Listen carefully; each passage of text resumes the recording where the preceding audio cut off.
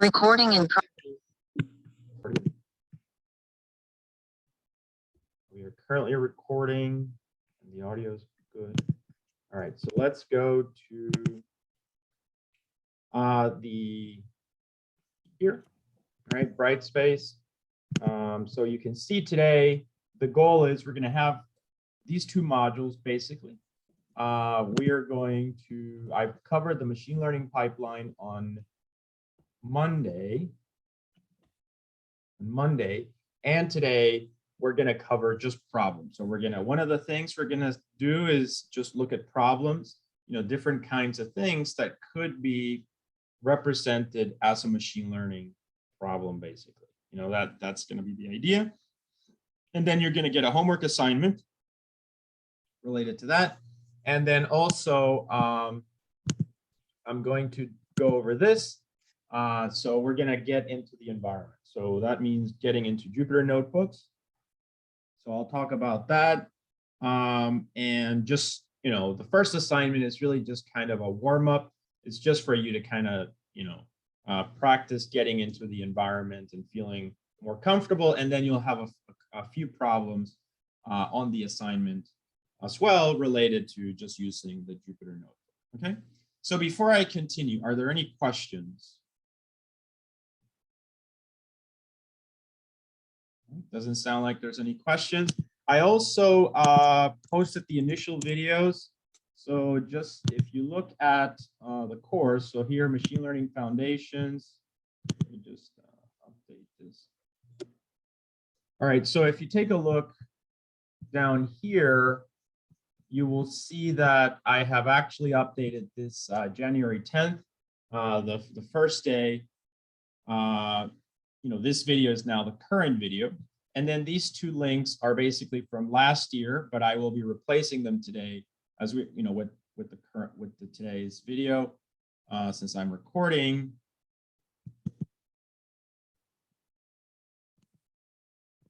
And so the plan, as I said, is to look at problems, feature engineering problems. Just, we're gonna just kind of discuss how to take any problem and try to make it, what is it that we have to do with it to make it into a machine learning, something that you can apply machine learning on.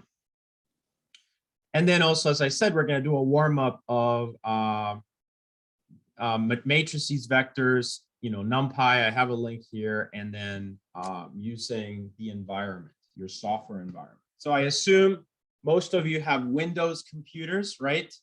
And so I think I probably said on Monday that you should go to this link, Anaconda, and if you have a Windows computer or Linux or Mac, to try to install the software. Did I tell you guys to do that?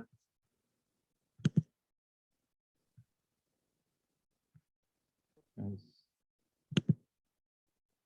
you remember if I told you to do that? Yes, you did. Okay, great. Right, so I did, and so hopefully you've gone over, if you have Windows, for instance, okay, great. So you've gone over and you try to install this, and this should be pretty easy and straightforward. So today we're just kind of use it, right, and to get going. And if we encounter any problems, we'll deal with them. It should be pretty easy. All right, so all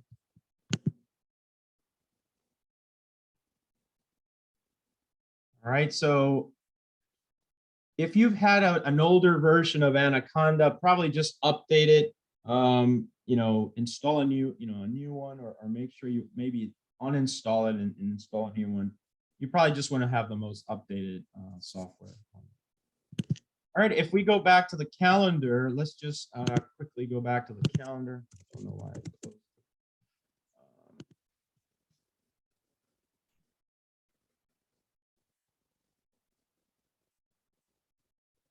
Yeah, just install Anaconda on your Windows machine. That's probably the best thing. All right. Also, keep in mind, this class meets Mondays and Wednesdays. So January 17th is Martin Luther King Day. So it's going to be a holiday. And then on the Wednesday, January 19th, we will start our first topic, which is the vector space model and KNN. okay? But you will have, as I said, a homework assignment. So this assignment will be due on January 19th by 10 p.m. Although I usually leave homework assignments open until Saturday, okay? All right, so let's go ahead, and the two topics, as I said, that we're going to talk about today are, taking any problem and converting it into, what do we do? How do we start thinking about it as a machine learning problem? And then after that, we'll go over, the software. All right, so let's go ahead and for this, switch over to the whiteboard. Okay, so this is the whiteboard here. Okay, so you should be seeing the whiteboard now. And just give me a second. Let me grab some coffee really quick.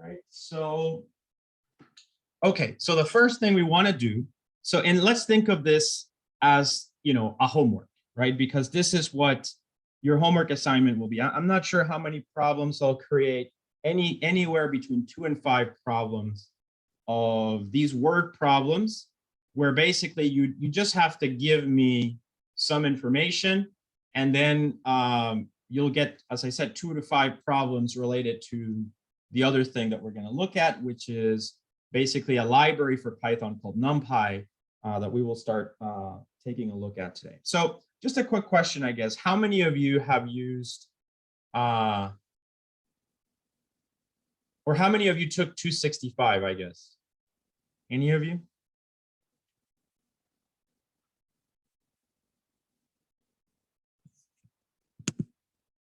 Okay, Mula, all right, good. Okay, good. And that's fine. So it just helps me a lot because I know those that took 265 really know NumPy really well. And then those that didn't probably don't know it. So today is just like a warm up, right? So I'm not gonna, 265 is really a course to go in depth into NumPy. So what I will do is I think I'll give you enough that you will feel at least a little bit comfortable with it, okay? So great. So let's take a look. The first thing is, so if you remember on Monday, we defined the machine learning pipeline. All right, so we defined the machine learning pipeline.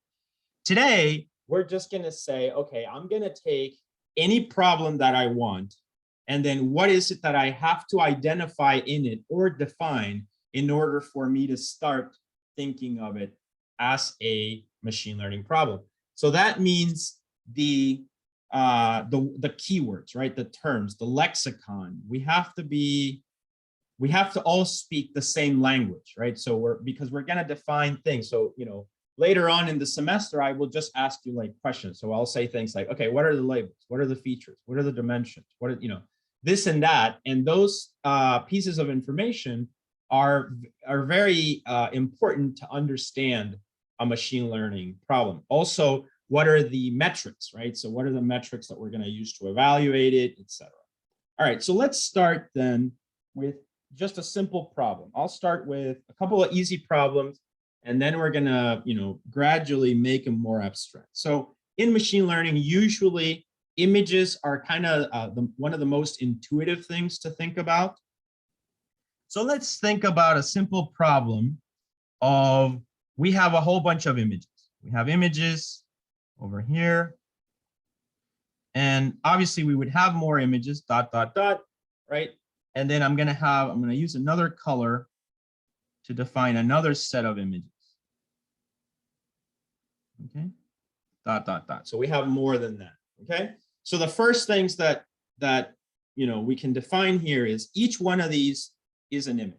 And let's say that these are images of, cats, right? Or they are images of dogs, for instance. Doesn't look like a dog. Okay. So we have images of cats and dogs. And actually, let me use different color for this.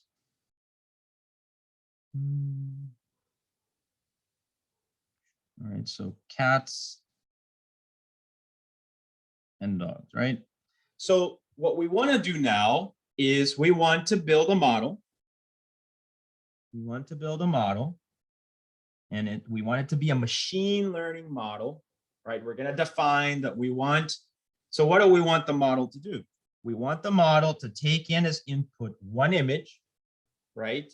And that image goes through the model, and then the model says, you know what? It's either a cat or a dog. So for instance, it might say 0.95% chance it's a cat, 0.05% chance is a dog. Do you guys see that? So that's basically what we want to do. That's the objective. Okay, so then what are the things that I want you to define? You see that? Do you see how this works? So usually the things that you want to tell me can be summarized in these letters, X and Y. Okay, so we always want to think, whenever we're thinking about machine learning, we want to think about in terms of these letters, because these letters actually capture a lot of the information really quickly, okay, really quickly. So the first thing we want, so what are these X and Y? So the X just means the data itself, okay? So the X means the data itself. So what is the data itself? Each image, okay?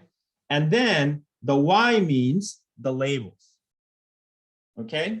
So for instance, let's say that these are all images, right? So I have image 1, and then this is image 2, and then this would be like image, 150, and then image 151, and so on, right? So then what is X? X is basically, so if we think about X, we would think as image 1, all the information from image 1. Now, how you extract information from that image, that's a question that can vary a lot, right? But in general, that's going to be called feature engineering. How do you represent the image? So we'll talk a little bit about that. So in this case, I have image 2, image 3, right? And then after that, I would have image, dot, dot, dot there, and then image 150, image 151. So this is going to be your X, okay, guys? Now, what is your Y? Your Y is going to be the associated label or the class. So for instance, all of these images here in red are cats, right? So basically we would just say cat, cat, cat, dot, dot, dot. And then for the green images, which are from 150 to 151, we would just say dog, dog, dog, okay? Now, usually when we do this though, we don't, in some software will allow you to just write in like the labels, the words, and then after you have the words in there, it would convert them to number, but some software doesn't do it. Now, at the end of the day, machine learning needs those labels to be numbers. So basically what that means is, if I change color here again, it means that the Y should be something like 0, 0, 0, dot, dot, dot, 1, 1, 1, if that makes sense. Okay, just another representation. Okay, now notice that this is already taking shape, right? Now, what else do we need to know? We need to know how many images we have of each class. So we're going to keep this problem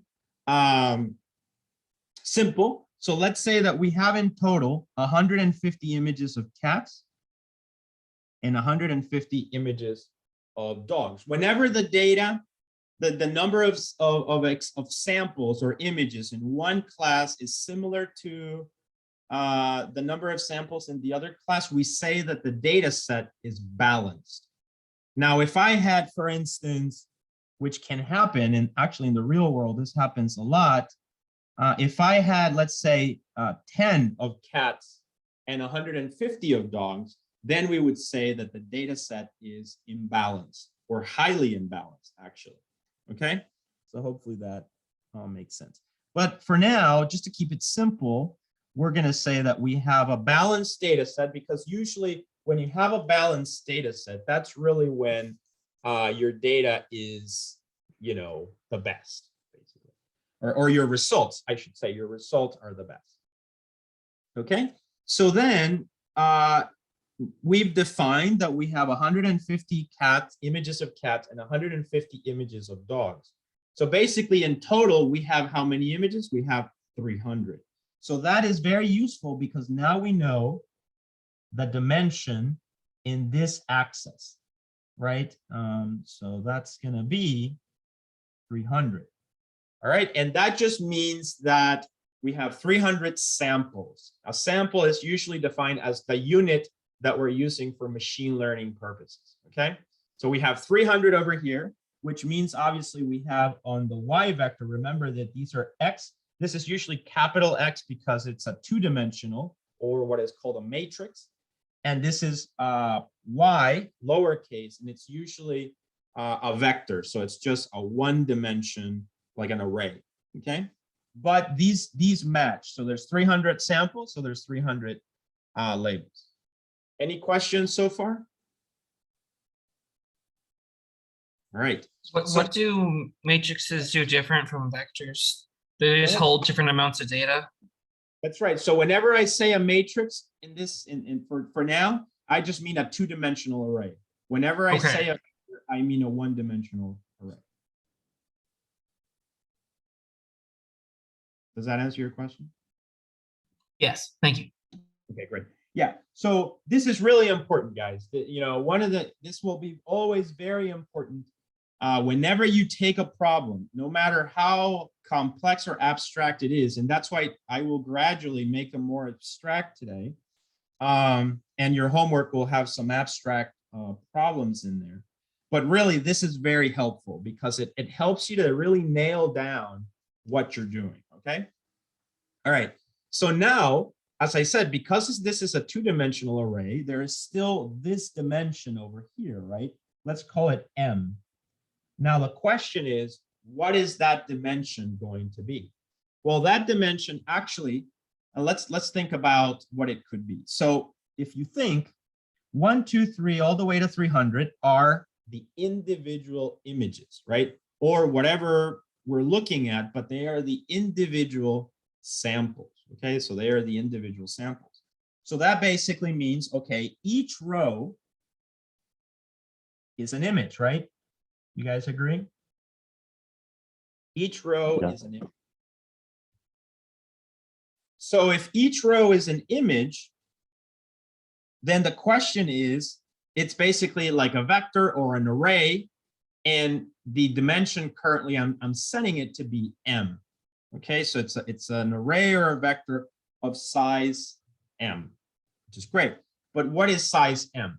Size M is going to be dependent on how you represent that sample, right? Usually it's called the features, okay? So one example I can give you is, let's say that you want to describe a person, right?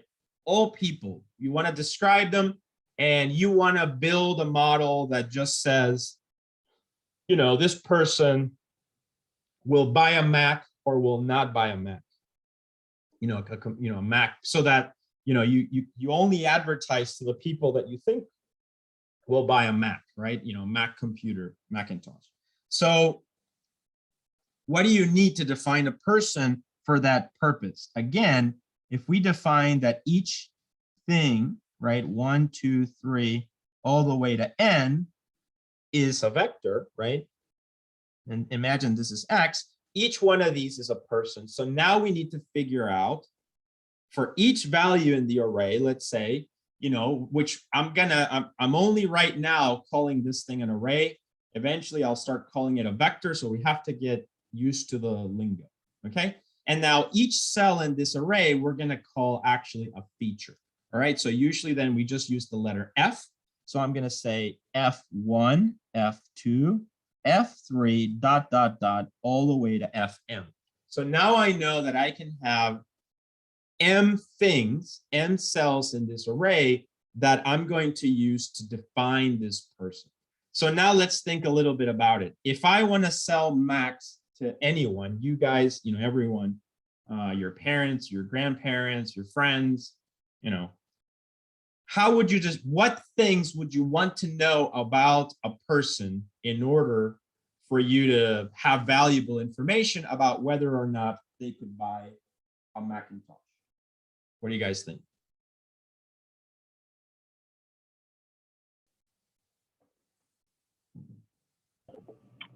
Do they already have one? Hmm? Do they Okay, already have a they Macintosh? already have a Mac. Or maybe they have a Windows machine and they don't want a Mac computer. Okay, so has Mac, right? Has Mac. Another one has Windows, right? Why not? Maybe even has Linux. Well, couldn't you run Linux on a Mac too? Its Mac is built on top of the Linux kernel, so basically it's like having a Mac. Yes. Okay. So has Linux.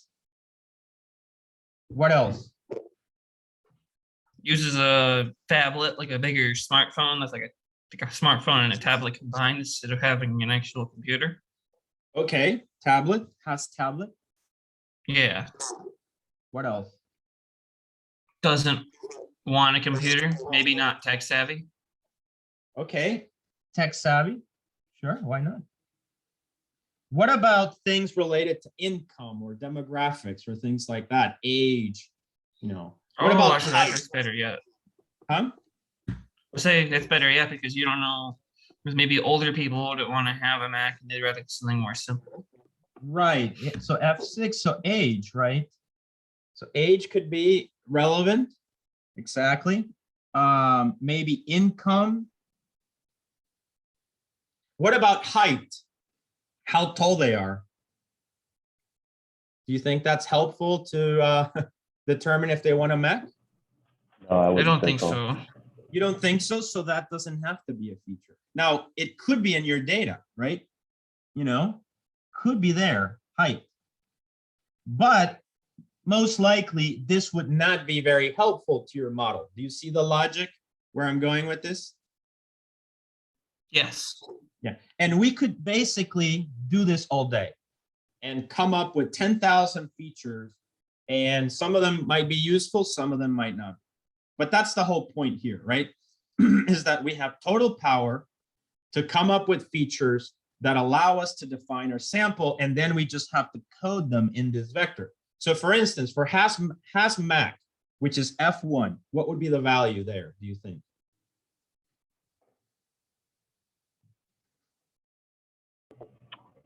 Yes or no? Mm-hmm. Yes or no, which in programming can be represented as a 0 or a 1. So if you notice, what is really important about this is that this column should be available to all samples. Do you guys see that? Should be aligned perfectly. This is very important. That's why it's a matrix. That means every sample has the same number of columns, okay? We've defined has Mac as a binary thing, 0 or 1. So then let's say number 1, they have a Mac. Number 2 has a Mac. Number 3 does not have a Mac. Do you see how this works? And then has Windows. So likely if they have a Mac, they don't have a Windows. So we could do that. Has Linux. Let's say that only one of them has a Linux, but the other ones don't have it. You see that? Now for age, let's say age is F6, right? So age is F6. Here, the value would be what? Let's say 1 is, 21. 1 is 30. 1 is 55. Do you see that, guys? All these values need to be numbers, okay? So that's really important. All of these values cannot be words. So someone said yes or no. We have to code that into numbers somehow. Okay, and that's totally doable. There's a lot of tricks that we can do for that. You'll be amazed how much there is actually. But this is the general thing that we will always be doing. Is this clear, guys? Yeah. Are there any questions? Because you will have a homework about this, right? So I want to make sure this is clear. Yeah. And so for this Yes. this would be the X vector.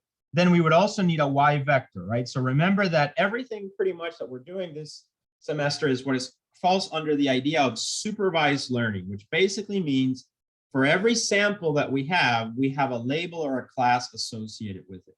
Now, our goal here is, for instance, to say, will they buy a Mac or not? So basically, what happened here is that this is information from last year's sales, actually. So whenever we sold a Mac to, whenever we got some people to come in and we were selling them Macs, maybe we were door-to-door salespeople trying to send Macs, sell Macs. And so every time we would give a survey, and in the survey, the customer, because we would say, please fill out the survey, and then we'll give you a $100 coupon or something like that. So some people were inclined to fill out the survey, and it just had these questions. Do you currently own a Mac? Do you have Windows? Has links? So we collected the data, right? We collected the data. And then after that, we kept track of them within that year, and we determined, did they eventually buy a Mac? So it turns out probably that the person that had a Mac decided they wanted a new Mac. The other person had a Mac, but it was fairly new, so they didn't need to buy a Mac. The other person who had Windows did not want a Mac, and then someone over here, let's say 15, which was kind of similar here, but maybe younger, hip, young person, and they decided, oh yeah, I want a Mac. Even though I'm Windows, I'm gonna switch over. You see that? So the data can vary quite a bit, but at the end of the day, there's information there, and it is up to the machine learning algorithm or the model to find the pattern that basically associates each sample to its corresponding label. Okay, that's it. That's what machine learning does. It's like this, you're building a model that, given patterns in the original data, right, in the original X data, right, it's gonna predict the Y data. Okay, so I'm gonna give it sample number 200, a new customer. They filled out the survey, and based on how they filled out that survey, I'm gonna say, you know what, advertise heavily to this person, because this person, if we advertise just enough, they'll buy a Mac. Does this make sense? Questions?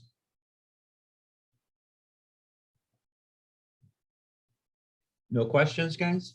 All right, good. So it sounds like you guys are getting it.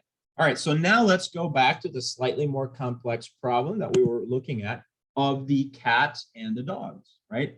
So now we have this. So let's think of it here. Okay, so I'm going to erase this part.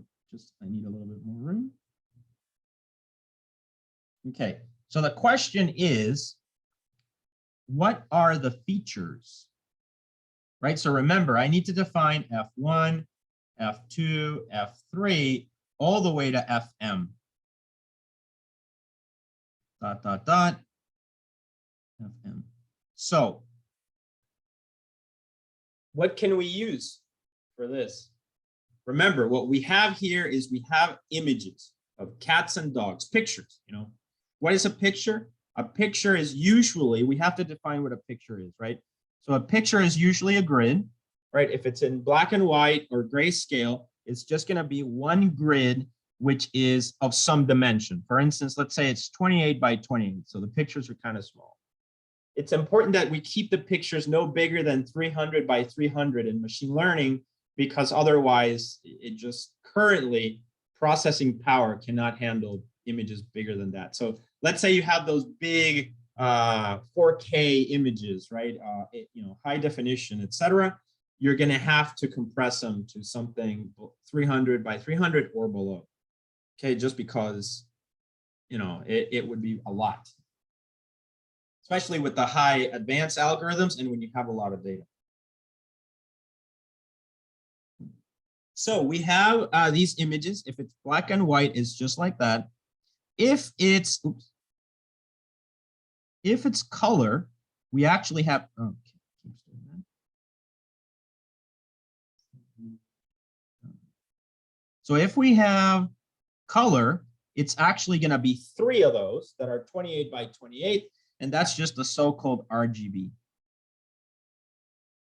Red, green, and blue. And so as you guys know from physics, etc., those 3 colors can make up any color. So we have basically at the end of the day, in every cell that's 28 by 28, either a value from 0 to 255 or some other value here that defines the range of the RGB. Do you guys understand that? That's how an image works, okay? And then, so I'm telling you, that's basically what you have, the raw data. That's the raw data. Now, the question that I asked you, right, is what would be the features? Now, I gave you something that's pretty easy, this one, but remember, every problem is going to be unique, but also at the same time, it's got this X and Y. That's the thing that you want. So what could be some examples of this? You think? For cats and dogs, Yes, for this data set. you could do ears, size of nose, shape of nose. How? How? How? Because you're a human. You're a highly advanced machine, right? You're a very smart machine, and you do that. But how do you do it? And how do I tell a computer to do that? I mean, you literally, anything that you tell me that you're gonna do, you need to tell me how you're gonna code that. You see what I'm saying? So, you know. Yeah. So think simpler than that. Think only in terms of what you could probably do right now. Simple code that you could write, or We could something write a like code that would tell the computer to go based off the size of the nose using the different RGB values around that area of the picture. Okay, I see what you're saying. How do you find that area in the picture? How do you find, because you're telling me, yeah, I get your idea, but you're telling me I'm gonna find the nose in an image. How are you gonna find that nose exactly? Given it like the color brown or black or something. Ah, okay. So you're assuming that the nose is gonna be browner or a darker color, and then you're gonna look for that, correct? That's what you're telling me? Yes. That's that's what I want you guys to do. Exactly. That's a good one. Because you could think about it. This is a 2-dimensional array. We've learned that we can traverse 2-dimensional arrays with 2 for loops, right?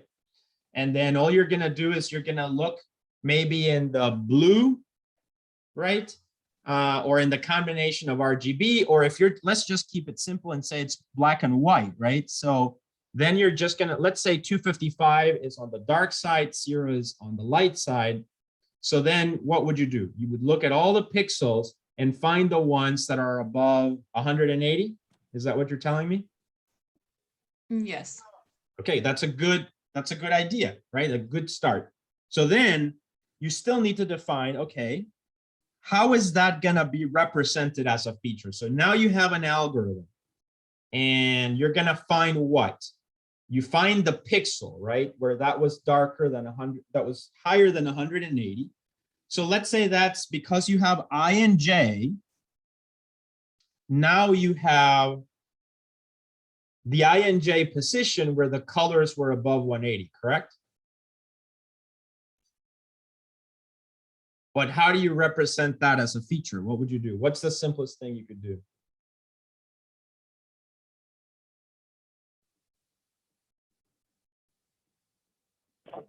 You could do a true or false, whether or not that value lies between those 2 numbers. So, okay, I think I see what you're saying. So here we have now then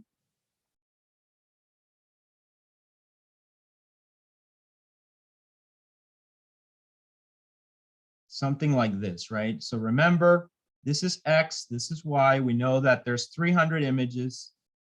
There's 300 labels, cat, cat, cat, dog, dog, dog. Now, one thing that I believe what you guys are saying is, I know that the images are 28 by 28, and I'm gonna look for the ones that are darker than 180. So what we could do is you could say I1, I2, dot, dot, dot, I30. And then J1, J2, dot, dot, dot, J30. Do you see that? So basically you're telling me for every image, 1, 2, 3, let's say I grab the first one, you're just gonna mark true or false the positions where it was darker, correct? That's one So way of let's doing say, it. huh? Sorry? I would say that's one way of doing it. The other way I had in mind would be rather than true or false values, just give the value 1 through 255 for each of those features. For each one. Okay, I think I see what you're saying. So let's stay with this one just for a second. So let's say that you found a value at 5 by 5, right? That is greater than 180. So that would mean that I5 here and J5, they get a 1. All the other ones are zeros. Do you see that? And then you would do this for every one that's above 180. That's definitely a way of doing it. That's correct. Okay. Another, what I gathered from you also is, I think this is what you're saying. Actually, you're saying, I don't need to do that. You know, I can just do this. Dot, dot, dot, 300, right? That's X. This is Y. This is 300. And you're saying basically, just have the values in there for all pixels. So if the images are 28 by 28, right? It's 28 by 28. There's how many pixels? There's 784 pixels. That is to say, this is 28 plus 28 plus 28, all the way to the last 28. That would be equal to 784. So then you're just saying, let the size be 784. We have the entire image, all the cells, all the pixels in the image are there. We just kind of spaghettify it, right? So what that means is we take this one. You guys, I'm sure in data structures have done this, where you took the rows and you made them into, you know, dot, dot, dot, all the way to the last one, right? So then now you have F1, F2, F3, F784, and then I think you said just put the value that's there. So if, let's say this value here is 180, 180. This might be 1, this might be 20, this might be 255. So you're just actually putting in the values that are in the image as a two-dimensional grid of 28 by 28 into the stretched out matrix into a vector of 784, and you just have the values in there. Is that what you meant? Yes. Yes? Yes. Jake, okay, great. Yeah, exactly. That's a good approach, right? So if you think about it, you know, the comparison is the previous idea is certainly not a bad idea. We can try that. But this involves that we write to, you know, the program that would do all of this coding. What Jake has suggested is, you know what? I don't want to write this code. I can just take the image as is and use and let the machine learning algorithm figure it out. Do you see that? That's the beauty of machine learning. Machine learning has a tendency to figure out patterns. That's what it's good at. And so this is a good approach. So now every image here can be represented as a vector of size 784, which is 28 by 28, of the values in it. And so this would be a good one. If we were doing RGB, what could we do? Now we have X, right? But we're going to extend it. Oops, sorry. To 784. So now we're just going to say FR1 F R2 all the way to F R784, right? Because that's the, remember, there's now 3 grids instead of just one. Then we do F, what is it, RG, so G1 all the way to FG784. And then we have the last one, F blue 1 all the way to F blue 784. So we would have 784 times 3 features. Okay, guys, this. So our size M, remember our size M is that, our size N is 300. So whenever I give you these problems, these are going to be my questions. I'll give you a word problem, and then I'll just say, what is X, what is Y? What are the dimensions of N, M, you know, and so on? What are the labels? And so that's what I'm looking for. So in conclusion now, if I ask you that, I would say, okay, for the RGB problem, what are the dimensions of X and Y? So you would say, okay, it's 300, which is N, so be, you know, specific there, by M, which is going to be 784 times 3, right? And then, and this is the X vector, and then the Y vector is 300 by 1, right? And then you're going to say it's cats and dogs, so it's 0, 0, 1, 1. And then here the features go F1 all the way to FM. And we've defined them just to be the pixels, basically. Remember, each one of these is a sample, in this case, an image, or in the case of this one, sorry, in the case of that one, it would be a person. Is this clear?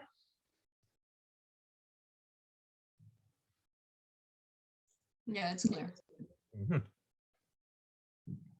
Excellent, excellent. All right, so let's now do a couple more problems. Okay, so the idea is, so in the homework assignment, as I said, I'll give you 2 to 5 word problems, and I'll say, you know, define the X and the Y, tell me the dimensions that you would use for machine learning purposes, okay? So let's take another problem. Let's take a cybersecurity problem. We're gonna take network security, but now you guys are gonna tell me how to do this. So network security, and we're gonna talk about an intrusion detection system, which is basically some kind of software in the network that looks at every packet in the network.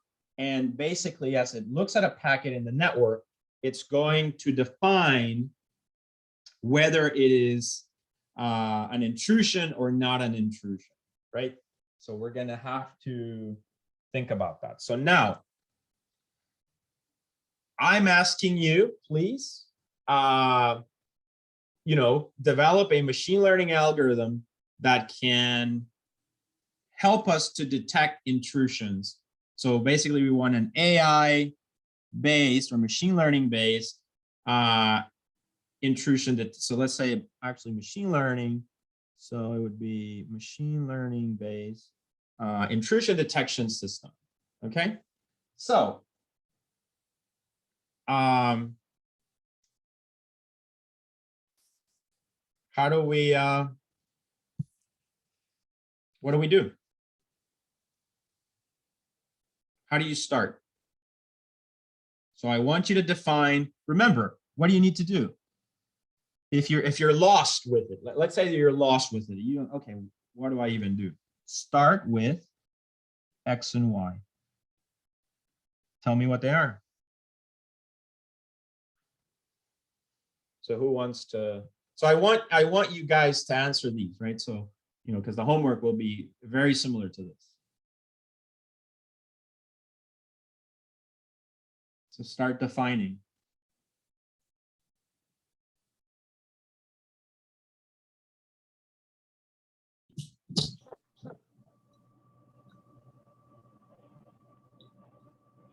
I would start by identifying key features. Okay. have a way for it to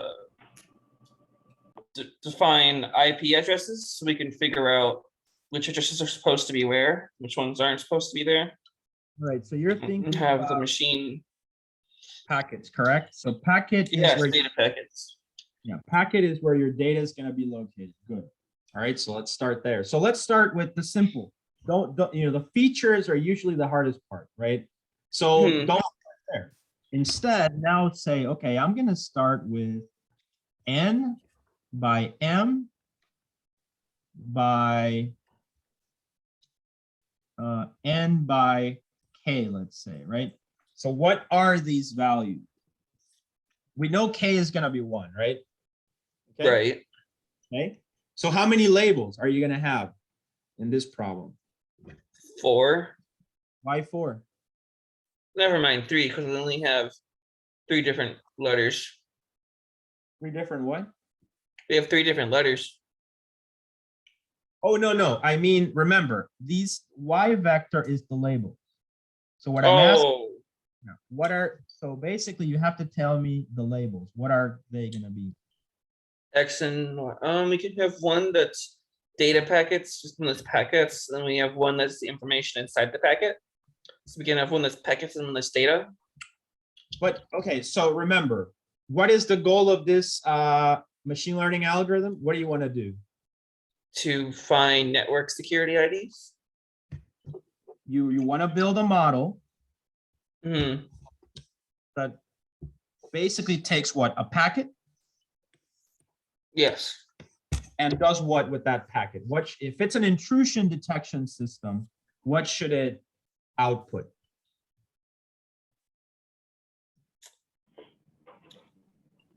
Needs to scan for an IP address that's in the I'm not saying how database. to do it. All I want you to tell me is what should the model tell you once it analyzes a packet, if it's an intrusion detection system? It needs to tell you if it's intrusive or not. Exactly. It needs to tell you if it's an intrusion. Exactly. So you want to say intrusion, not intrusion, right? So basically then how many classes do you have? 2.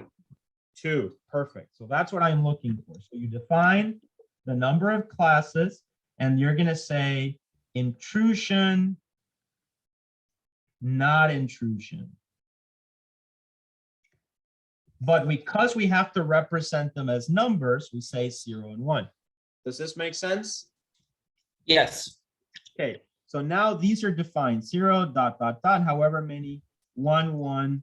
however many. Okay, that's defined. That's what I'm talking about. These are the things that I want you to tell me. All right, what about N?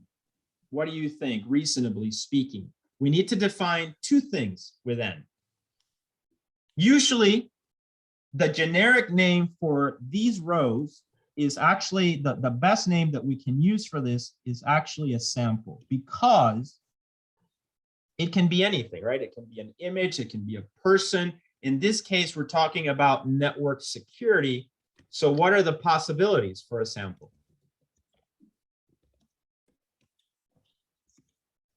What are the possibilities for a sample?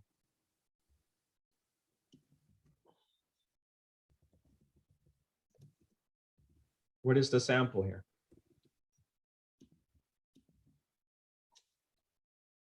Would the sample be the different addresses That's we're not yet. trying to gather? You're still, so you still keep going back to features. You still are trying to solve how do we represent a sample, but this is still even easier than that. This is just what is a sample? Right. Okay, so somebody said a collection of packets. Maybe you could collect packets over time and use that to train it. Very good. So here the sample is basically the input. What would be the input to the intrusion detection system? So we have several possibilities. One possibility is just a packet. Every individual packet that we have in a PCAP file, right, that we've got collected, that could be a sample. However, you guys know that whenever you connect, let's say you go from your browser to Amazon.com, right? And you're going to make some kind of a transaction. It's not just one packet. You guys know very well that it's a whole bunch of packets. There's the TCP, three-way handshake, and then, all the protocols and everything. So that might be, in a fraction of a second, that may be 100 packets. Would you agree? Yeah. Right. Yes, maybe more. Or more, right? So the question is, if you think about it, what I want you to understand is that could also be a sample, right? A sample could be not just one packet, every individual packet, but it could be, for instance, in a 1 second window or in a 1/10 of a second window, all the packets that we can capture. And then maybe we average them, or we do something to arrive at something that would be an average packet. So it could be something like an individual packet, or it could be an average packet out of a 1 second window. Do you understand this idea?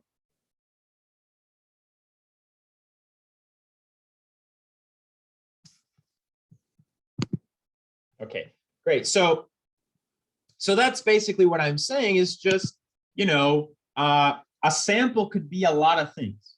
Obviously, the easiest thing would be just to make every packet a sample, just because it makes our lives easier, right? Instead of collecting all these packets and then do we average them, etc. What do we do? We could just take a packet individually. So just for the sake of simplicity, let's say that a sample is a packet. So now we've arrived at our answer, right?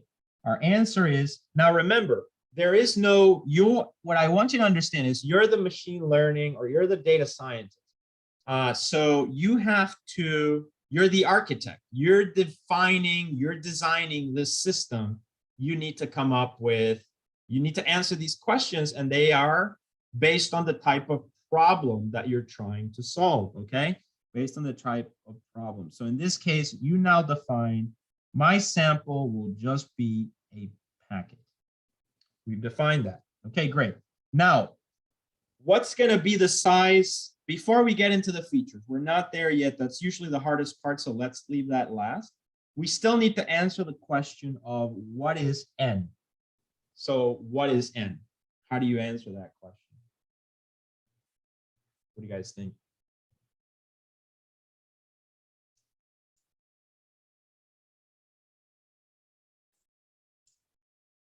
So how would you answer that question?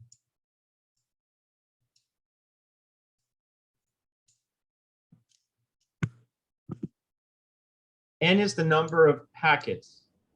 Sure, yes, you're on the right.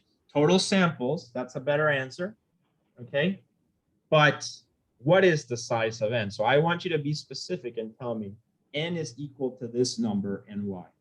How would you determine that? Would it be 3 because we have 3 samples so far? 3. Well, why do we have 3 samples so far? So we only have those 3 on the left that are representing, I assume they're representing samples in the X vector. Oh, you mean because I drew this? Okay, well, ... means possibly a million, possibly infinity. Isn't it up to whoever's designing this model? So you got to draw the line somewhere. So why not 10,000? How about 10,000? You just said, you know what? I'm going to collect 10,000 and that's it, right? Okay. Yep. Okay. It's the now, limit we decide to set, right? you can decide the limit. The limit can be defined by your computing power, for instance. Now, I can tell you this. There's a lot of packets every time that you do anything in the network, right? So you can certainly get more than 10,000. Wouldn't you agree? Go run Wireshark for a while, for a day. See how many packets you can get in a day. Probably more than 10,000 in a day. Let's assume you're going to be collecting data for 6 months. How much do you think that would be? not maybe billions of Yeah, packets. let's say a billion. Let's say that you collected a billion packets. Do you think that machine learning could use a billion packets to learn a model? Yes. Yes. It Why? could, but it probably wouldn't be as Take a while. efficient. But actually, machine learning, that's called big data, is designed, and it should, whenever possible, try to do something like that. Because that's actually one of the problems with machine learning. Machine learning is not like humans. You're a human, and let's say that there's a log on the street, right? And you walk and you trip on that log today in the sidewalk. Tomorrow, and you hit your face on the sidewalk. Tomorrow, when you go, again, you're going to work and you see the log, are you going to trip on that log again? No. Probably not, right? You will learn your lesson just by one time tripping on the log. If I take that analogy to machine learning, basically machine learning would need to trip 10,000 times before it learns, okay, I should avoid this log. Do you guys get that idea? Yes. Yeah, so machine learning, the way it works, does require a lot of samples to learn anything. It's not like humans. We have some magical thing or something in our brains that really learns very quickly and with very few examples. Okay, but machine learning, so far, we haven't, I guess, people haven't been able to crack that idea or that mystery, let's say, and so we need lots of samples. So the question is, somebody said we can collect 1 billion samples of network packets. We've already established that computers could handle 1 billion packets. So should we use 1 billion packets? Should we define n as 1 billion?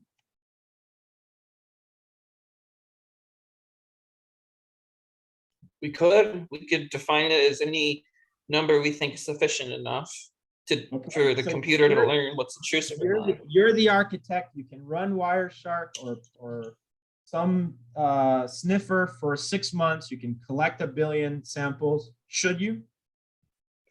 Sure. Sure. Okay. Great. So then we've defined that this is 1 billion. Why not? Okay. Now the next question is, we have 2 classes, correct? Yeah. Non-intrusion and intrusion. So that's a little bit more complex, right? Because now we need to know for every packet if it was associated with an intrusion or not an intrusion. So how do we do that? We could have Wireshark. We could have Wireshark sort intrusive packets and non-intrusive packets. So does Wireshark have that capability to determine if a packet is intrusive or not intrusive? We'd have to decide that on our own, but I don't think you can. I've used Wireshark before. It cannot. So then how do you now, you've established that you can collect 1 billion packets, correct? You guys have told me you can. But if you just collect 1 billion packets and you don't know the labels, how are you going to learn anything? Do you see that? Yeah. So we need, for every sample here, its associated label. So solve this problem. How would you do it? I don't mean give me the best solution. I just mean give me something.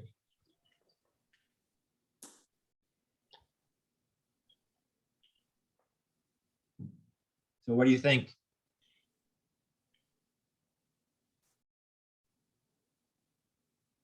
Well, wouldn't each packet have a destination and source address in it?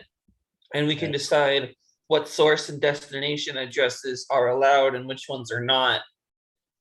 So let's do it that way. Yeah, you know what? That's not a bad idea. That's not a bad idea. That's a solution. Let's say that you do that, right? What's going to happen? Most of the IP, so you have these two, you have basically like these IPs that are allowed and then IPs that are not allowed, right? So what will be more, the IPs that are allowed or the IPs that are not allowed?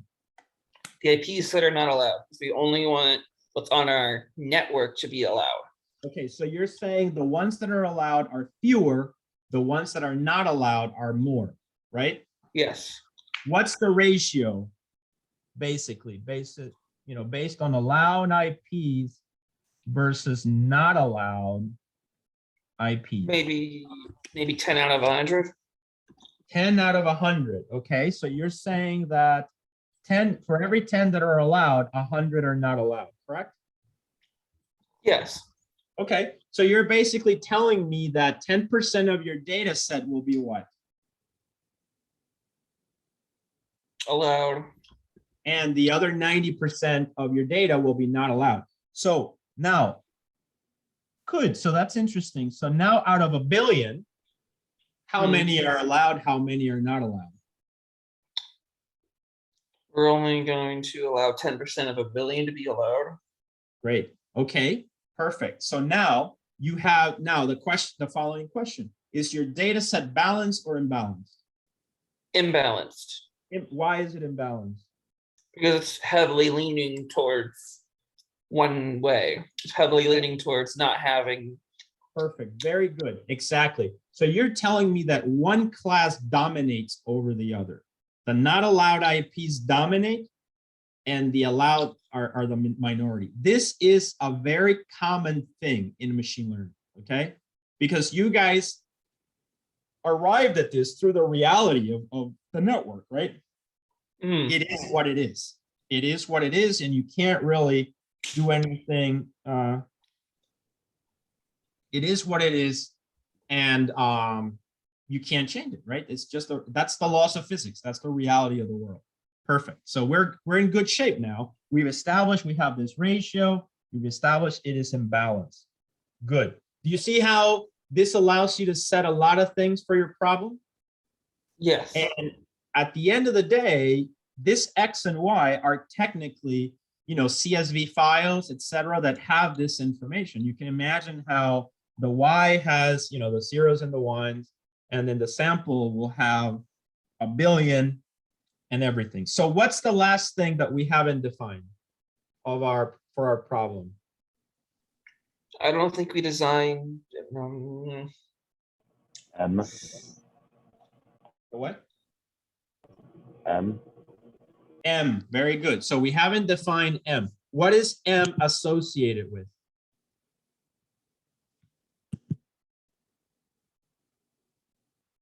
What was M? Think about the other problems, and now what was M associated with? What was the word?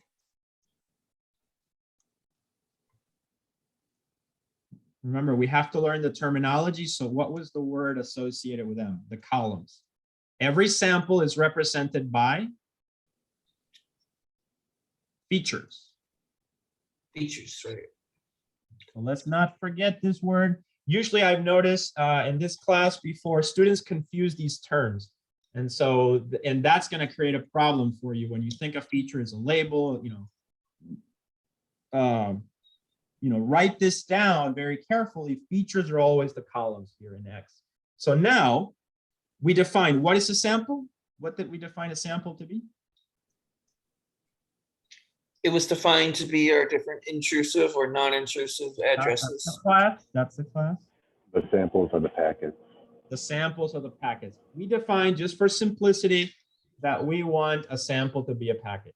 Now, each packet needs to be represented again as a row, right? Imagine as an array that eventually that we need to start calling arrays, one-dimensional arrays, vectors. But here, each sample is a row. Now we need to basically define what this row looks like. Do you guys see that? So what are the features now? And tell me, and again, we need to define M. So what is M? What's the size of each array that represents a packet? And again, there's no right or wrong answer necessarily. This is you as the architect need to tell me this. It's your solution. So I want to hear why you selected these and what are they? So what are they? Wouldn't M be size 1 because the only feature that we've defined so far is whether the IP is allowed or not allowed? The IP, that was used to actually derive the classes. Remember that? If the IP was allowed, we said that was a not intrusion. If it was not allowed, we said it was an intrusion. So remember, this whole ratio was for the labels. You remember? It's just the way that we did it because it's a hard problem. Another way might be if you had an actual person, an expert in intrusion detection that just does that all day. They look at packets all day and they would say intrusion, intrusion, intrusion, not intrusion, not intrusion, not intrusion. Does that make sense? Yeah. So we could have had a human. The problem is that's a very expensive, one person would not be able to do that for 1 billion samples, right? So your solution actually was interesting, allowed IPs versus not allowed IPs. Why not? That's okay.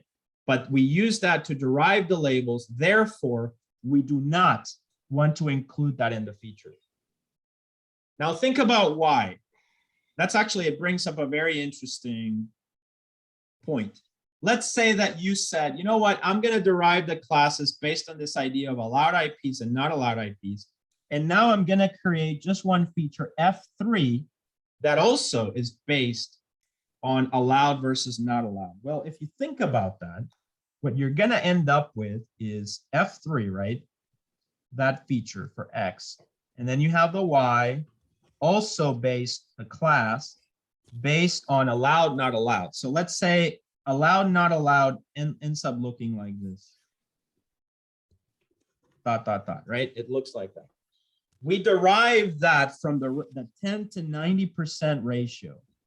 But we also derive feature 3 on that one. So what's going to be the result for that as well for each of the samples? It's going to be identical. It's going to be 1 1 0 1 0 1 0.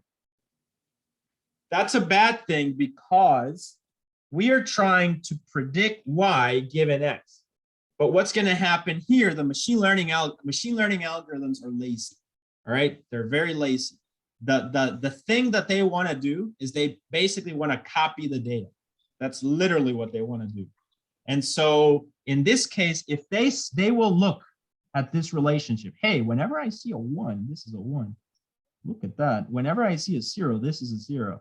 It's going to pick that up immediately.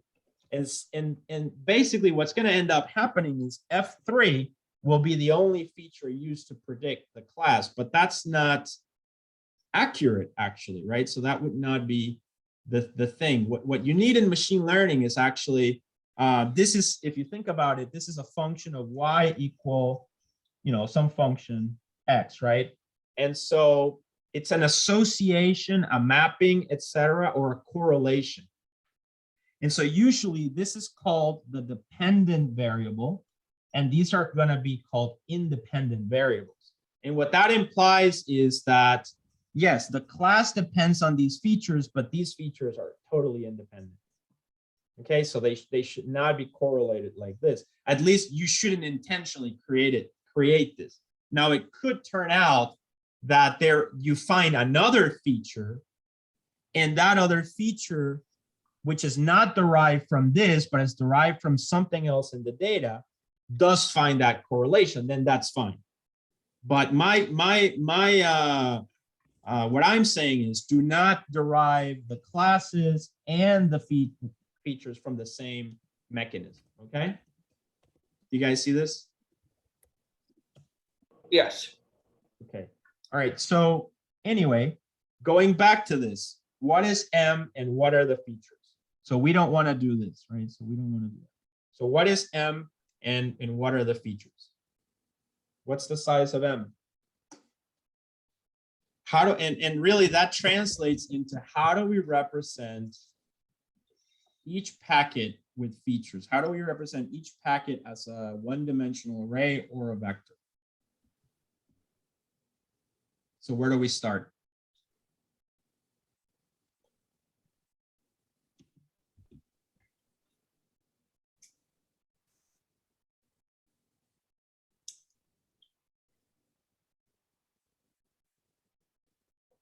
What do you guys think?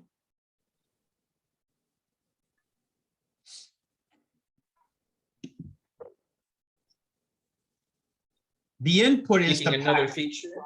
We have to look at the packet. That's where the data is, because every sample is a packet. So the question you probably want to ask is, what data is in the packet that might be useful? Do we use all the data in the packet? That's also a question you might consider answering. It would be, We could. somebody's telling me, Someone in the chat just mentioned they could use the MAC Yeah. address.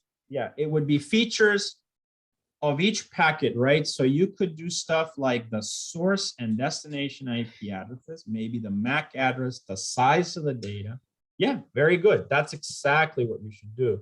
So, number of packets, bytes sent, number of bytes received. What is the protocol? Is it a TCP? Is it an ICMP? Is it UDP? What is the size of the payload?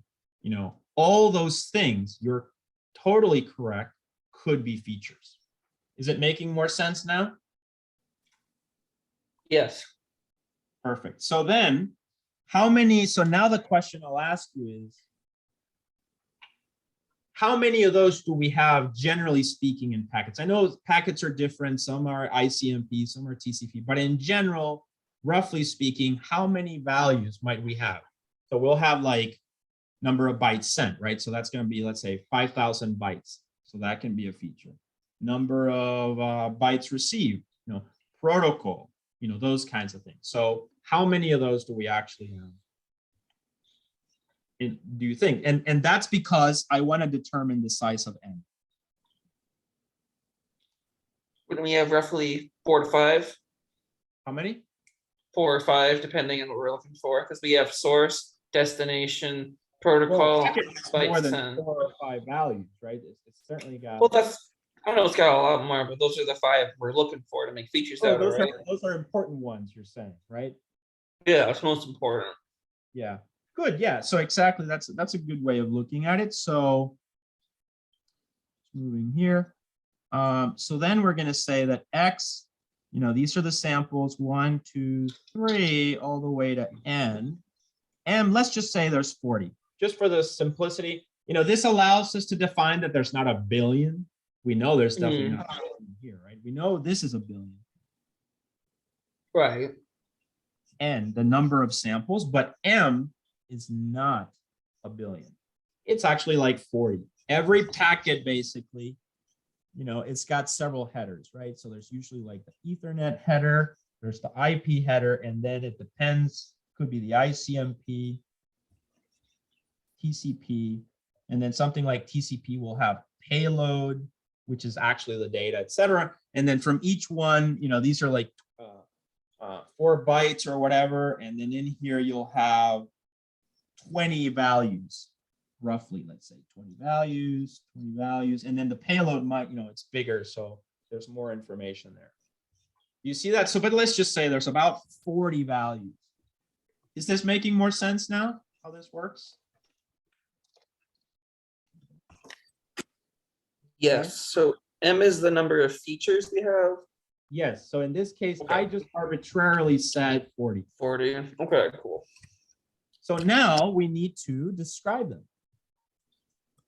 Just roughly speaking, we would describe them as F1, F2, F3, all the way to F40. Do you see this?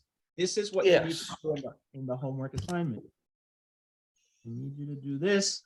This is extremely important, guys. And I'll be doing this constantly throughout the semester.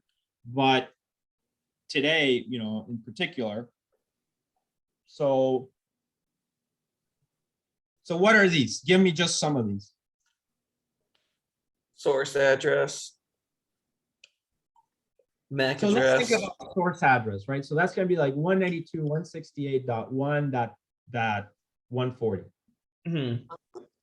So that can be represented as an integer, or we could just break it up into 4 parts, right? And represent each, the 265, or so 192 could be F1. And Yeah. one, is it a 192? Is it, or we could just, actually F1 could just be that number. So the octet, right? So if we have 192.168.1.17, right? So then we could say, you know what? I want this to be F1, F2, F3, Yeah, 4. right? So then if we do this, F1, F2, F3, F4, let's take the first packet. Let's say that's 192.168.117. So that's 192.168.117. Do you see what I did there? Guys? Yeah. All right. What about, let's take, I take another packet, and that packet is 205, 215, 116, 14, right? So then S3 is that one. So that's going to be 205, 215, 116, 14. Got it? Does this make sense? Yeah. Yeah. Right. So these are just source IP but for, let's say first octet, second, third, and fourth. Do you see that? That's one way of doing it. It's not necessarily the right way, it's one way of doing it. And then we just do this for every single other one. Let's say that we have F5, and F5 is going to be the protocol.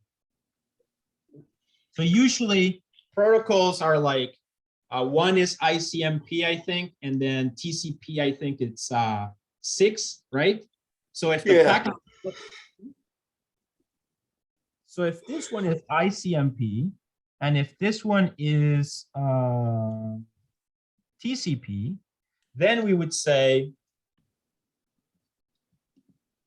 ICMP for the first packet, right? So 1, would you agree? And then this one is 6. Would you agree? Yeah. Is this making sense? Are there any questions? Wouldn't you want to do a MAC address next? I mean, you said there's no like right or wrong way to do it, but wouldn't we want protocol to be one of the last ones we do? Or does that matter so much? It doesn't matter the order. The machine Okay. learning algorithm will figure it out. As long as we're doing it correctly, where every sample has a value in that column, it's not a problem. Okay. You see that? I'm seeing it now. Now, one important thing is the following. Let's say that F6 is number of bytes sent. Okay, so that kind of means how many bytes the packet sent, correct? Yeah. So the packet may have sent, so the first one is an ICMP packet. So let's say that's F6, right? That's about 10 packets, let's say, or 10 bytes.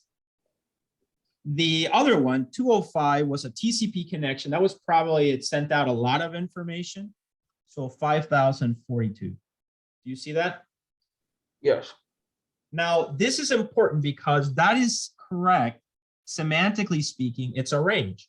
From 0 to, let's say, 10,000, which is the number of bytes that you can send, one packet just sent about 10.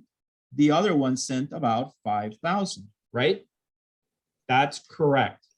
Now, the example of F5 is actually a little bit incorrect in the following sense. Let's look at protocol. If it's an ICMP packet, it would be 1.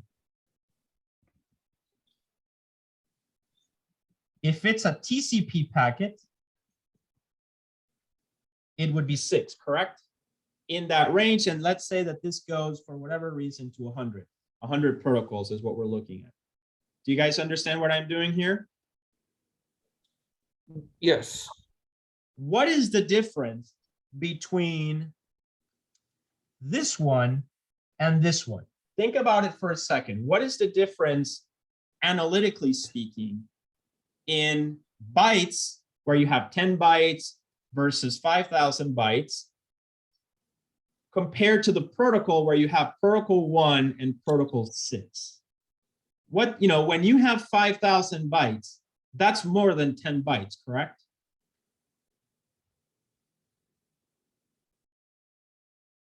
Sounds trivial, but it's true.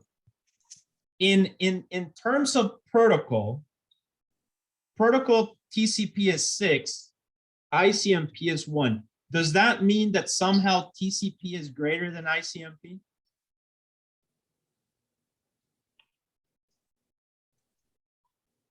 Just because TCP is 6, is it somehow greater than ICMP? No, right? It doesn't mean that at all.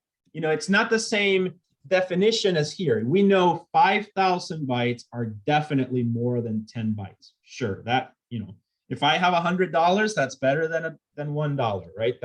I understand that. But if you tell me that TCP is 6 and ICMP is 1, that doesn't really mean that TCP is somehow greater or less. It's just a value, a representation, very much like what we do with labels. When we do labels, remember, if you remember, we say 0 and 1, right? Or we can say -1 and 1, or we could say 2 and 3. It really doesn't matter as long as it's a number and they're different.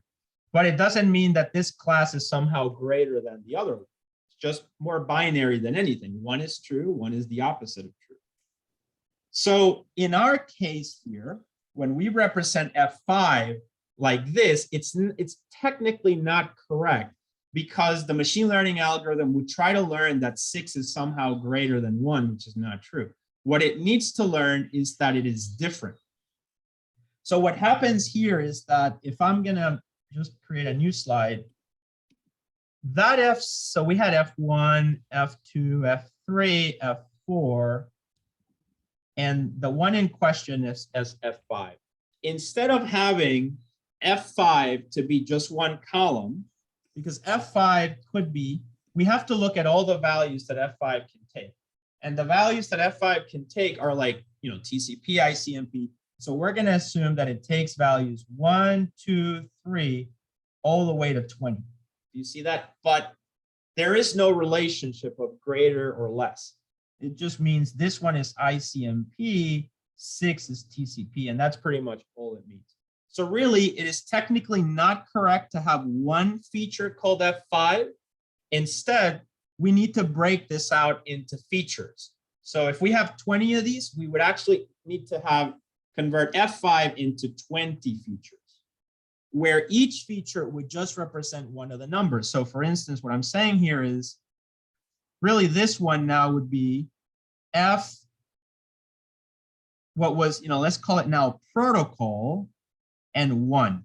And then this one would be F protocol 2, F protocol 6, all the way to F protocol 20. And then we'll continue with other features. We just made that one feature into 20 because these are what are called categorical, which means that, you know, ICMP is not greater than or less than TCP. It's just different. So now what we would do is, if this is an ICMP packet, this would have a 1 here, and all the other ones are going to be 0. Do you see that? If this is a TCP packet, this will be 0, 0, 1, 0, like that. And that's how we're going to represent it. Does this make sense? Yes. Okay, great. So that's kind of what we're going to do here. So we have now, if you look, we have, how many features do we have? If we're going to make F5 into 20 features, and we already had these, how many do we have there? If we're gonna make F5 into 20 features, we'd have 60 features total. We have 20 plus 5, right? So because we had 1, 2, 3, 4, 5, and this one is going to be 20. So we're going to have, so far we have 25 features. Do you see what I did? Yes. Right. So that's kind of how it works. So this is called feature engineering, and it's basically, we are defining the number of features that we're going to set up. And so maybe F40 was a little bit too optimistic. Maybe this should be 100 features, because we're going to start to expand our idea. But this is how the process works. Okay? Any questions about the network security problem? Do you understand? A question. So that F5 that's 20 features, is it like a feature that has other features nested inside of it? Yes, it's because it's categorical, because there is no concept of range. It is actually values like this. So we have to make it into 20. That would be the more correct way. We could leave it as just one, but it's probably not going to learn as well as if we do the expansion into 20. Right, right. Got it? Yes. All right, so let's do the following. Let's pause the video for 2 minutes.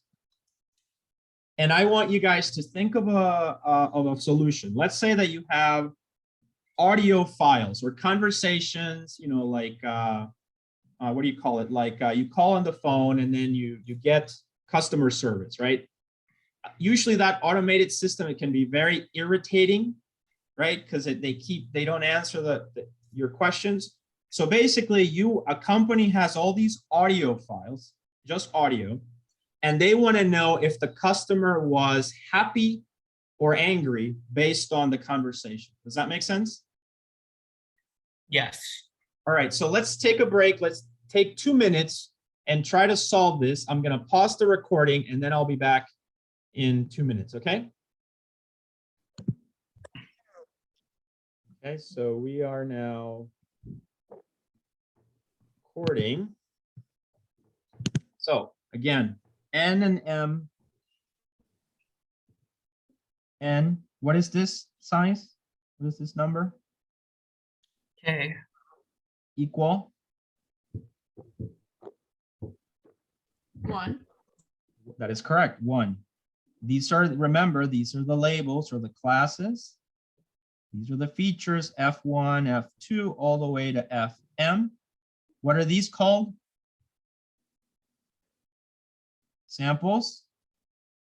2, 3, all the way to N. Right? This is the methodology that I want you to follow. So now, I'm not gonna, this is what the homework will be like. I'll give you, some problems. You need to tell me these things. So what are they? Define it, please.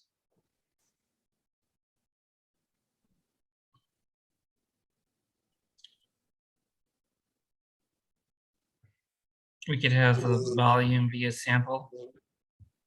What's a The volume? volume received in the, well, there's Again, packets, thinking of the features. voiceover. Remember, do not think of features first. It's the last thing you should think about. Define everything else first. So leave this last, okay? Last. It's the hardest part, so leave it last. So what's the rest?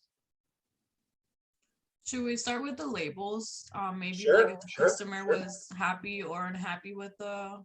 Right. Were they frustrated or were they happy? Were they angry? So let's see.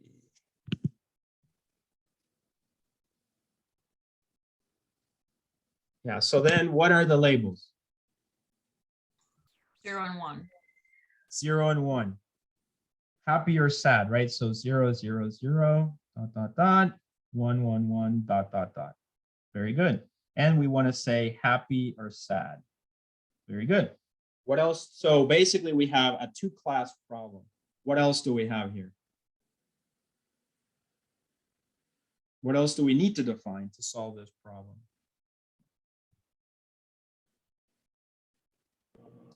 Sample size. Sample size. Sample size, sure. How many samples? 50. How many? 50. How did you arrive at 50? Tell me that. It was arbitrary. Arbitrary, but we want it to be based on something, right? So how, think of the environment. It's a call center. Do you think they just have 50, every time you call, they say, this video may be recorded for quality assurance. So they have all these recordings. How many recordings do you think they might have in a call center? Probably millions of recordings. Millions, right? So the question is, do you want 1 million? Let's say 1 million. Do you want to use 1 million? Yeah. Okay, good. So then you're gonna use 1 million. So 1 million, 1 million. So what is a sample?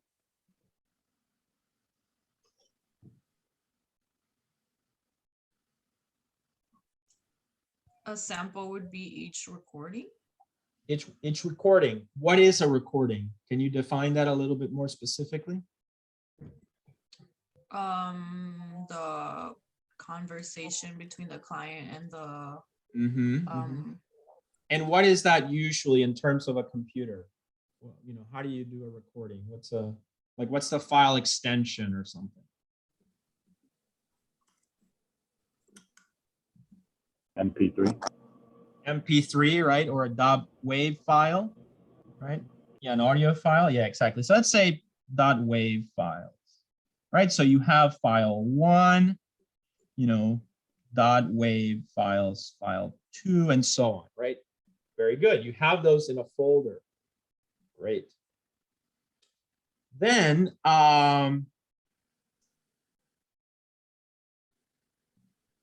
what is the size, do you think, of these files usually?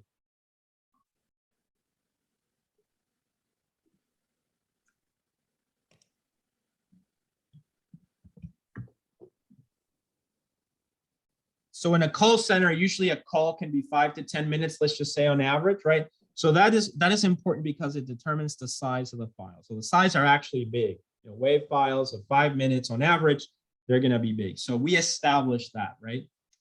Okay, so we've got that, but we've defined, yeah, a few megabytes, exactly. So we've defined that a file .wav is a sample, but more importantly, that it was actually the whole conversation that the person had with the automated system. And that actually, that conversation may not be very long, right? So let's say 5 minutes. Okay, so we've established that. That's important because our features will come from these WAV files, okay? So that's an important thing. Our features will come from these WAV files. But before we define the features, what else do we need to define?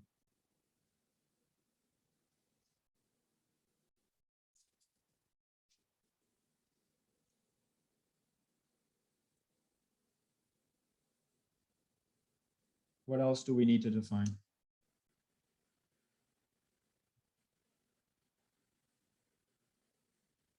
Anyone?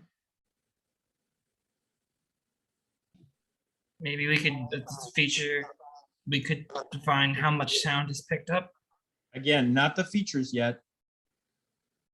Not a feature. Not the features, not yet. What else are we missing?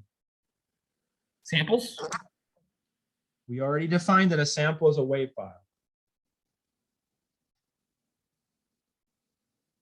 What are we missing?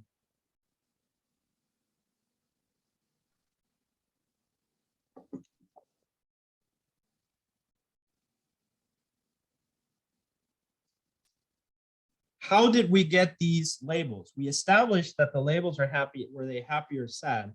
But how do we get them? How do we actually know? I mean, we're trying to build a model that will predict that given a WAV file, true, but how will the model first learn to say, oh yeah, this WAV file is angry, this one is sad? Do you see what I'm saying?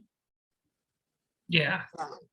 So how would we do that? So this is similar to what you guys proposed over here. Remember when you proposed that to determine the label, we would look at allowed IPs versus not allowed IPs, and it gave us a ratio of 10 to 100. Do you remember that?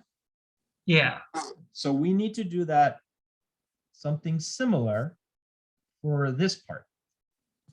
Because we know what the classes are, but we haven't annotated it yet. So let's see, somebody said a human would define them, I assume, or if you were okay with self-reporting, you could have the customer leave a review at the end of the call. That's a very good idea. So let's think of this scenario. You called, you're like, what is your account number? something like that, right? It keeps asking and you're annoyed and you're like, no, please, operator, or what do you call it? Somebody, human, right? And oh, I'm sorry, I didn't catch that, and then it tells you something, right? So at the end of that, eventually it gets it. And the machine says the final question, would you say that you were satisfied or not satisfied with the automated service? And then the user says unsatisfied or satisfied. Does that make sense, guys? That's a good one, which is basically what you said, Noah, in the chat. Do you guys see my point? Is it clear, guys? It's important.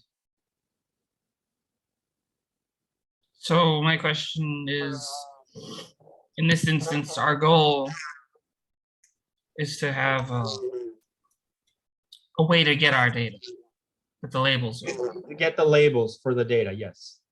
Okay. That usually in supervised learning, it involves a human. In this case, it's kind of nice that the automated system, the last question that it should ask is, were you satisfied or dissatisfied? Or it could say, would you say that you were happy with the automated service? And then the person would say yes or no usually. So they'll say no, or something like that. But that allows you to collect the very important label. You see that? Because it's not just about defining what they are. We need to figure out how we're going to get them. And this is very correct. That old saying in computing, right? Garbage in, garbage out. If we give it bad labels, the model will learn bad things. It's not going to be useful. Somebody wrote something.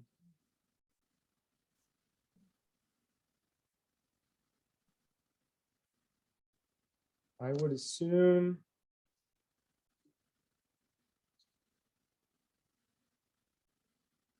Yeah, so Noah's point is certainly valid. I mean, these are the problems in machine learning.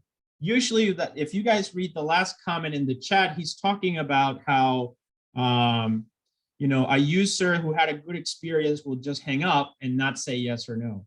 And so what does that mean? So that's usually the unexpected behavior that humans just provide. And so that's sometimes we can call that noise. And basically we need to figure out a way to filter that out so that we only use the ones that said yes, the ones that said no. We might be losing some information in the ones that hung up that maybe were happy, but they could also have been angry. So we don't really know. And so you got to handle it. You got to deal with it somehow. You know what I mean? That's just the nature of how it is. But yeah, it's a very valid point though. Very important. Okay, any other questions? All right, good. So that's basically how you get the labels. And now we've addressed everything and we are ready for the features. So now, what are the features going to be for our model? What is the size of M? Start there. It's usually a good idea just to think, what would be the size of M? So what do you guys think?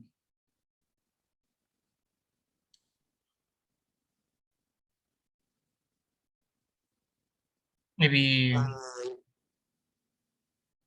15, because we would have 15, okay. Because I'm thinking we'll have volume, amount of volume, whether they hang up or not. And that could automatically just be 2 features right there. Hang up or not hang up. Mm-hmm. Volume, loud, not loud. Mm-hmm. Whether they do the review, whether they don't do the review at 7. Well, yeah, and those are good ones.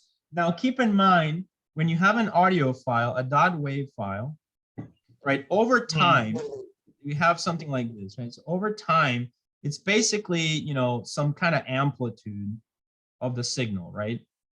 Yes. So if you guys talk and you record it and you look at it, it usually looks like that, and there's, that's what a WAV file looks like over time. Would you agree? I agree. but there's actually, you can apply some techniques in signal processing, right? Signal processing that will convert that image into and give you more information. So every audio file could be converted into what is called a spectrogram, for instance, where a spectrogram, these are just the frequencies where things are. So it's like these bands of frequencies that you have. And then there's going to be like intensities where the frequency was, so like high frequency, low frequency, like if your voice goes up or down, and so maybe the people that are angry, their voice is going to go up, right? For instance, do you see what I'm saying? Yes. And so basically what I'm saying here is you apply some additional techniques specific to this domain of signal processing. You find the frequencies at the different ranges, right, that we have in speech and so on. And then from there we find the intensities at that frequency, or that other frequency band, and that data can be converted into features. So for instance, the intensities at this frequency could be one feature, the intensities at this frequency could be another, and so on. So you can see that can easily become a lot of features right there. Every speech signal that you would have you would look at it in all these frequencies, and some might be on the higher frequencies, some might be on the lower frequencies. So you'll be able to determine maybe by that who was angry and who wasn't. So let's say that most people that were angry were in a high frequency. So then whenever you get a new audio file and you do this technique and you find that they were high in that frequency, the label that's assigned is probably angry. Do you guys see that? Does this make sense? Yeah. Okay, great. So that's it for today. I actually didn't get to the software. We'll do that on next Wednesday. But today then you'll only have one homework assignment. So look for that one by the end of today. And basically I'll come up with, as I said, 3 to 5 problems. They will be like this. I'll come up with a short word problem, and you just have to do this analysis, basically. Sounds good, Professor. Is that clear? That's clear. Thank you very much. Okay, perfect. So that's it for today, guys. Look for the homework. It'll be due a week from today. And this is very important that you understand this, that you understand the terminology and the procedure that we're going to follow. Next Wednesday, as I said, we'll get into Jupyter Notebooks and just practicing a little bit of the coding, but it's extremely important that you do this really well. All right, so I'm going to go ahead and pause the recording. I'll stay for a